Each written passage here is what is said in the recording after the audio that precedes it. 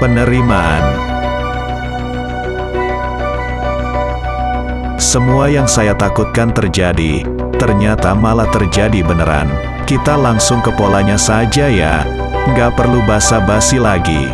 Sesuatu yang kita tidak mau terjadi sama dengan sesuatu yang kita tolak. Kenapa kita tolak? Karena kita memilih. Kenapa kita memilih? Karena kita menghakimi, ada baik dan buruk. Kita berpihak pada yang baik, menolak yang buruk. Ketika kita memilih, maka kita menjadi ekstrim. Sesuatu yang ekstrim akan diseimbangkan oleh semesta.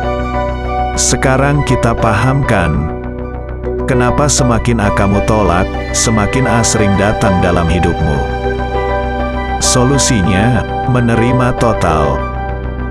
Caranya menerima bagaimana? Tinggal diurutkan lagi polanya, lalu dibalik. Menerima sama dengan tidak atau melepas, memilih sama dengan tidak melepas atau menghakimi. Supaya tidak menghakimi bagaimana?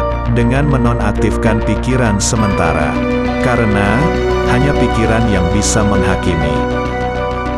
Selama pikiran terus dilibatkan, maka sulit sekali untuk masuk state tidak menghakimi.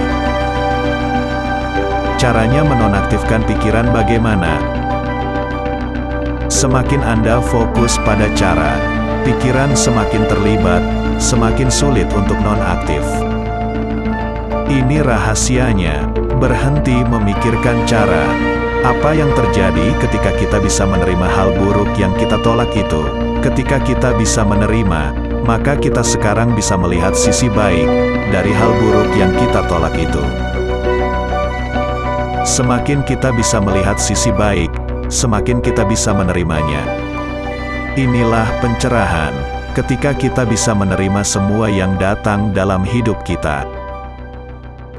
Disinilah muncul kebebasan sejati, yang munculnya dari dalam atau freedom, yang membebaskan dari semua kondisi di dunia eksternal. Pencerahan sama dengan penerimaan total.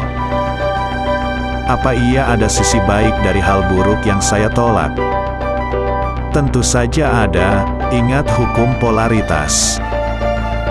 Jangan lupa untuk dibaca ulang, dicatat, direnungkan, dipahami, diseringkan demi kebaikan kita semua.